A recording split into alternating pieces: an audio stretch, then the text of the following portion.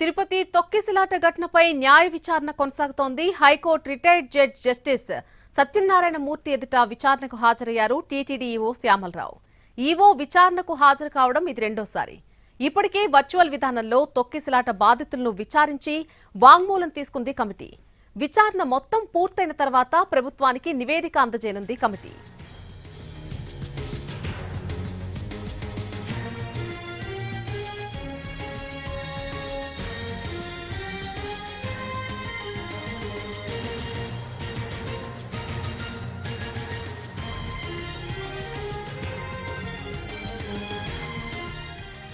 తిరుపతి తొక్కిసలాట ఘటనపై న్యాయ విచారణ కొనసాగుతోంది. High court retired judge justice Satyanarayana Murthy ఎదుట ఇప్పటికే విచారణకు హాజరయ్యారు టీటీడీ ఈవో శ్యామలరావు.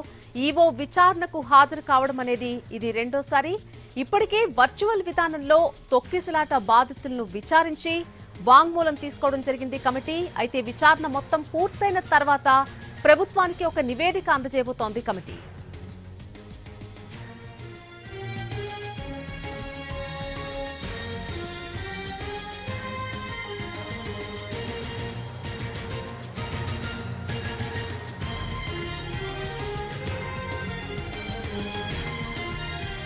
తిరుపతి తొక్కిసలాట ఘటనపై న్యాయ విచారణ ప్రస్తుతం కొనసాగుతోంది. High court retired judge justice Satyanarayana Murthy ఎదుట విచారణకు టీటీడీ ఈవో శ్యామలరావు హాజరయ్యారు.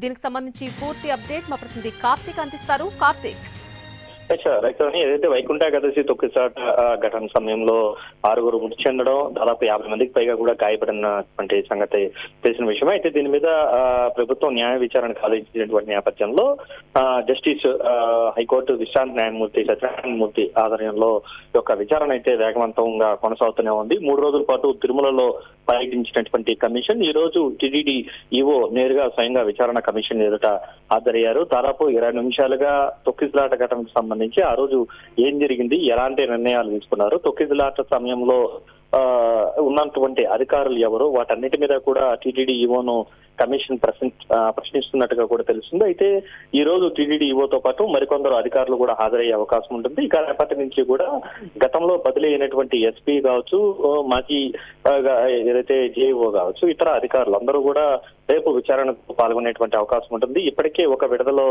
ఎవరైతే గాయపడినటువంటి బాధితుల కుటుంబాలందరినీ కూడా విచారించి వారి వాంగ్మూలం కూడా కమిషన్ అనేది కూడా తీసుకోవడం కూడా జరిగింది. దాదాపు 6 నెలల పాటు కూడా ఈ యొక్క విచారణ అనేది కొనసాగుతుంది. పూర్తి స్థాయి విచారణ తర్వాత కమిషన్ ప్రభుత్వానికి ఒక నివేదికను కూడా తొక్కిసలాట ఘటన మీద తీసుకోవాల్సినటువంటి జాగ్రత్తల మీద, ఎవరెవరి మీద తదుపరి వేటు పడేటువంటి అవకాశాలు, వాటన్నిటి మీద కూడా పూర్తి స్థాయి ఒక నివేదికనైతే 6 నెలల లోపు కూడా ప్రభుత్వానికి కమిషన్ అందజేయనుంది. Right Karthik, thanks for the update.